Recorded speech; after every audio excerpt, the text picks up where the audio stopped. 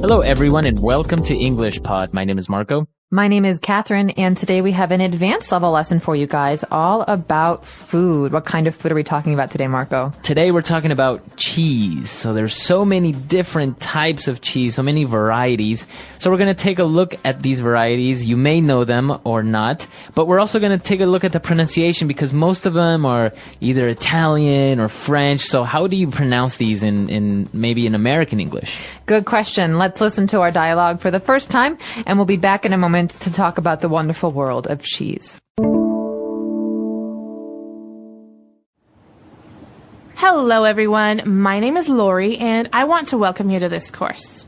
We will learn all about one of the oldest yet most delicious foods on this planet, cheese.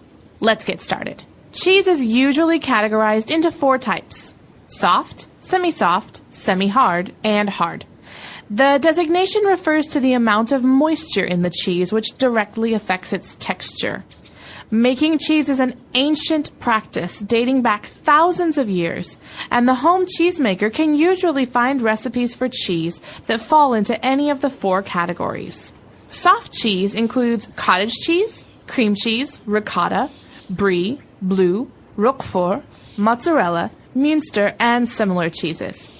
These cheeses generally pair well with fruit or meats and can be used as breakfast cheeses in an omelette or as pasta fillings. They are usually mildly flavored and very high in moisture. American, Colby, Kojak, and similar cheeses are in the semi-soft category. These are slightly stronger in flavor and cover a wide range of uses. Kojak cheese, a blend of Colby and Monterey Jack, is one of the most popular. This allows the sharper flavor of the Colby to be combined with the milder Jack cheese and also melts better than plain Colby. Grilled cheese sandwiches often use American cheese, and Mexican cheeses such as asadero and queso fresco are becoming more popular. Hard cheeses include Parmesan, Romano, Asiago, Swiss, Gruyere, and others. Parmesan and Romano are most familiar as the grated powder used to top spaghetti, but they are also used as accompaniments for fruit, wine, nuts, and other appetizer items. Swiss is a popular sandwich cheese and melts well, unlike some other hard cheeses. All right, we're back. So obviously this is a very interesting lesson because it also gives us an insight onto how cheeses are categorized. I personally did not know that you had all these categories of cheeses, starting out with the soft cheeses. That's right. So basically they're broken into these soft, semi-soft, semi-hard, and hard categories. The soft cheeses are the ones that are actually, you could touch them and they're soft. They kind of move under your finger. Right. And the famous ones, I think, are cottage cheese, which is almost like yogurt. Yeah, and cream cheese is all. And cream cheese as well. But also ricotta and brie and roquefort and mozzarella. So, for example, these cheeses, they're usually, they're obviously very soft cheeses. Do you say cheeses or cheese or cheese-eye? Yeah, we just say cheese normally, or different kinds of cheese. So in that case, you make the plural kinds of cheese. Okay. Types of cheese. So these kinds of cheese, they are recommended, or they say that they pair well with fruits or meats. So when we talk about pairing a cheese with fruits or pairing a cheese with wine, what are we saying there? In that case, we're saying that it's best to eat with certain kinds of food. So you can say, I would recommend pairing this red wine with lamb. But in the case of cheese, you could say, I would recommend pairing this delicious brie cheese with fruit. Okay, so you actually have brie with fruit. That's usually. right. It depends on the kind of cheese. A lot of times you see mozzarella on pizzas, and so it's not paired. It's actually a part of the dish. It's an ingredient, right? But if you're going to eat a piece of cheese alone, you can have it maybe with some fruit. So I guess that's the main difference between pairing and having it as an ingredient. Is pairing, you're combining it, but it's not really part of the dish. No, and as an ingredient, it has to be in the dish to make it work. And so you have a lot of these delicious soft cheeses that you eat at breakfast, or sometimes dessert, ricotta, cream cheese. These are all parts of desserts, like cheesecake, for example. Oh yeah, what cheese? What do they use in cheesecake? Usually cream cheese. Oh really? But then you get into these other cheeses, which are semi-soft or semi-hard. And semi here just means part. So it's partially hard, partially soft. And these cheeses are different because you might use them sliced on sandwiches, things like that. In this category, you have American and Colby, and Monterey Jack is also very, very popular. So these actually do have a more American sound to it. Obviously, American cheese or Monterey Jack. That sounds a little bit different than all the Italian or French sounding cheeses that we had in the soft ones. That's right. And you'd even have something like cheddar in this category. There's another... Cheddar cheese. Yeah, there's another good cheese. As you said, these are very typically put in sandwiches.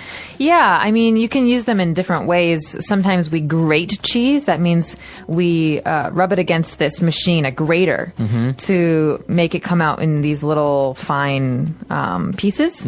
For example, on top of pasta or on top of nachos. So we have grated cheese, but you can also have sliced cheese, and that's the kind of that's the way that we cut cheese to put it on a sandwich. So, for example, if you go to McDonald's and you get a burger, usually the cheese that's on your hamburger is cheddar cheese, right? That's right. It's a slice of cheddar cheese. Okay. Now, moving on to our next category. Well, actually, towards the end of the different types of cheese under the semi-soft category, they also talk about Mexican cheeses such as asadero and queso fresco. I love queso fresco. You've had this before? Yes, many times. What do you usually have it with, or how do you pair it? Usually it's an ingredient on tacos because it's a little bit crumbly. That means that it's like balls as opposed to being one chunk, one big piece. And so we usually have it like that. Or I've also had it as just a piece of cheese paired with a fried plantain or sour cream. Yeah. It's actually very good. The thing with queso fresco is all of the cheese, they also depend on how mature they are, how long they've taken to make them. And queso fresco means fresh in Spanish, and this is the main, I think, factor in this type of cheese is that it's very, very immature. It's a very fresh cheese. You can make it in like a day or two. Exactly. It just takes one night to sit and to become cheese, basically. Right. But other cheeses, and we'll see some of these in the hard cheeses, take a very long time to become their final cheese state. And one of those cheeses is Parmesan. You know, in Italy, when you buy Parmesan, they have these big wheels of it. They're circles. And you have to pay according to how old it is. Oh, really? 18 months, 36 months. And it gets more expensive the older it is. So obviously the older it is, just like wine, it has a more intense flavor. That's right. And there are special characteristics for certain ages. Sometimes people really like the young ones. It depends on your taste and what you're going to use it for. But Romano is another cheese in Italy that's used like Parmesan on top of pastas. So spaghetti, you would grate it and you put it on top of pasta. Oh, okay. What about they also mentioned this other one, Asiago. Asiago cheese. Swiss cheese is the one with the holes. Asiago is, I don't know if maybe it's Spanish. But then we have Gruyere, which is a French cheese, and it tends to be very, very, very strong flavored. So I think Gruyere is the cheese that usually many people use for making fondue. So they basically have this big pot or this medium-sized pot, and all the cheese just melts, and you just dip pieces of bread or vegetables in there, and you eat this just melted cheese. Fondue, very popular dish in Switzerland. That's right. But yeah, these all these different types of cheese. As you said, there's so many different types, and according to the age. Now, you lived in Italy for a while, and obviously they are they're a nation that enjoy having wine and cheese very regularly, right? That's right, and I have to say that people in Parma take their cheese very, very seriously. How serious?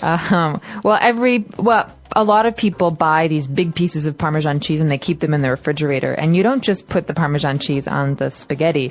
You also break pieces of it and you eat it alone with some, a glass of wine. Or some people like to put a little drop of balsamic vinegar on top of the cheese to give it some flavor. Oh, really? So there are many different ways to eat it. I'm sure it's different all over the country, but mozzarella, Parmesan cheese, Romano. These are all cheeses that are very, very important in Italian culture. It's very interesting because, well, obviously we have listeners from all over the world, but some countries have a good culture for wine, cheese, and cured meats. Like, for example, in South America, if you visit Argentina or Chile, they are a nation that actually have a lot of variety of cheese, wines, and cured meats. But if you take a trip to maybe Colombia, they're not really that type of culture that really consume cheese and wine in the same manner. Interesting. I wonder if it has to do with the historical relationship between Europe and a place like Argentina. You know, in Argentina, there's lots of Italian former people who came over from Italy many, many years ago, right? So that might have something to do with it. Or also Spain has a very strong tradition of cured meats and cheeses. Exactly. They have manchego cheese, things like this. So I wonder if there's a relationship there. Yeah, I think it's definitely an influence in some way. But the thing with cheese, I think it's in many places it's very expensive. It can be. Comparatively to, if you can have a regular mozzarella cheese, but sometimes these other types, they can be very expensive. Yeah, it's like good wine. If you really want to pay for good cheese, it's going to cost you a lot of money. Now, what about this, the famous blue cheese? We didn't mention it, but this is a very famous French cheese that basically has mold on it. Well, yeah, all cheese, you're growing cultures, you're growing these things that are alive, but blue cheese, you can actually see it, and it's moldy. It's white, and there's some blue or green mold. Exactly. And some people love it, and some people hate it. I think it's it depends on your tastes, but it does have a very strong flavor. Well, do you personally like it or dislike I it? do not like blue cheese, but I love other kinds of cheeses like camembert, which is a French cheese with a very strong flavor, very stinky cheese. So it's not necessarily that it's strong. It's just that I don't like the taste very much. Okay. Actually, it's very popular on to put on salads, right? Yes. Blue cheese, a sauce or a dressing. Blue cheese dressing. Yeah, that's right. It's made out of blue cheese. It's a very interesting topic, and I'm sure that locally many people also make, or countries have their own types of cheese. I know, for example, in Ecuador, we do have also something very similar to queso fresco, that's commonly used for breakfast. And here's an interesting thing. They put it in their cup of coffee. No way. So it's cheese. It's cheese. So so basically you have coffee with milk. Very popular in Latin America, and people will take a piece of cheese and put it in their coffee. So obviously with the heat, it won't melt completely, but it will become very bendy and very soft. And then they'll have it with the coffee and the bread. So it gives it a very interesting taste. It may sound a little bit peculiar, but it actually has a very, very interesting taste, very good taste. I've had many friends try it, and they're like, "Wow, you wouldn't really think that you would probably dip cheese in coffee, but it's a very unusual combination." Now, what is this special cheese called? It's called queso de mesa, which is basically normal, common, everyday table cheese. So it's not any particular. It's very similar to queso fresco, very immature cheese. So I'm very curious to know if in your country you also have a strong cheese culture, and if in your country you guys do have a lot of cheese, what kind of cheese is it? I know that every country has its own variety of cheeses, and some places like China aren't really into cheese. So you can let us know if your country doesn't really have that many cheese options. So we're very curious to hear about you and your taste in cheese. Let us know. Our website is englishpod.com. We hope to see you there. All right, guys. See you later. Bye. Bye.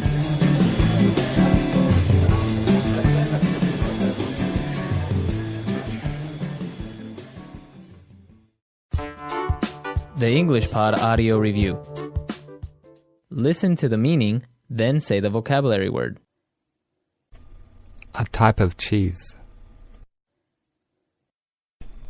Camembert. Soft, not strong. Mild. Solid product made from milk. Cheese. The way something tastes. Flavor. The way something feels. Texture. A small quantity of water. Moisture. to destroy microorganisms via elevated temperatures. Pasteurize. Nationality: American. A type of cheese. Colby. A type of cheese. Kojak. A type of cheese. Quesco. A type of cheese. Parmesan. A type of cheese. Romano. A type of cheese. Asiago. A type of cheese. Swiss. A type of cheese. Gruyere. Let's try that faster. A type of cheese. Parmesan. The way something tastes. Flavor. Solid product made from milk. Cheese. A type of cheese. Camembert. Soft, not strong. Mild. The way something feels. Texture. A type of cheese. Romano. Nationality: American. A type of cheese. Gruyere. A type of cheese. Colby. A type of cheese. Asiago. A type of cheese. Kojak. To destroy microorganisms via elevated temperatures. Pasteurize. A small quantity of water. Moisture. A type of cheese. Swiss. A type of cheese. Quesco. Now say the word and hear it in a sentence. Cheese.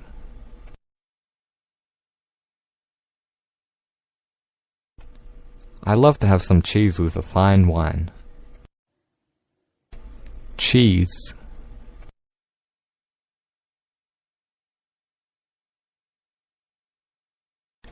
Where do you buy your cheese? From the local market, of course. I only want the best. Cheese.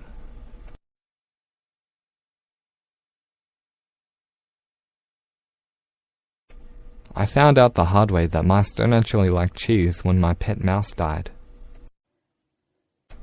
Mild.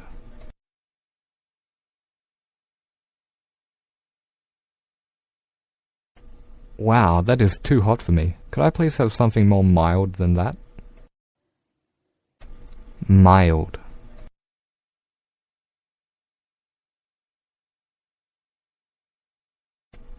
What is your palate most receptive to? I enjoy mild food. Mild.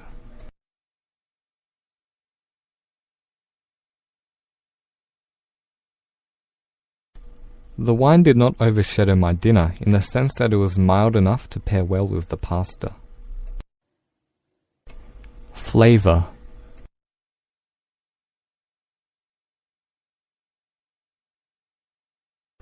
The chef brings out the strong flavor of the steak by seasoning with salt and herbs. Flavor.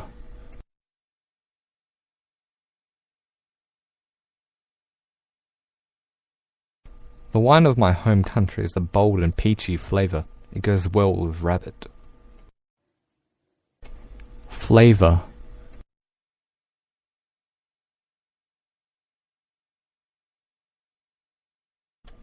The flavour of Brazil during one of its festivals is of celebration and exuberance. Texture.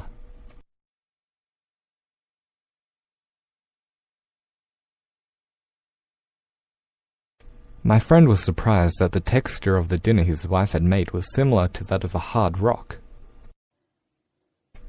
Texture.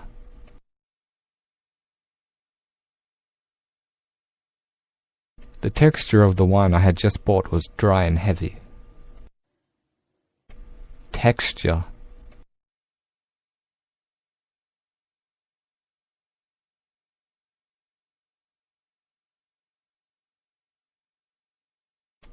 At first taste, I thought the wine was soft and sensual.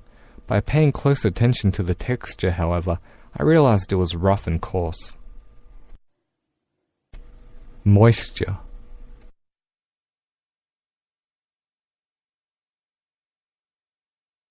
I lock my cigars in an airtight case to prevent moisture. Moisture.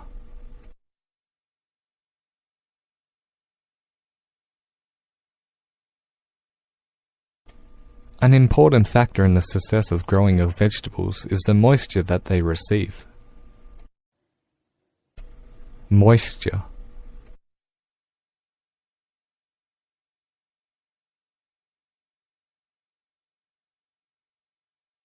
My friend has to renovate his whole bathroom. There was too much moisture that it caused mold to grow on the walls.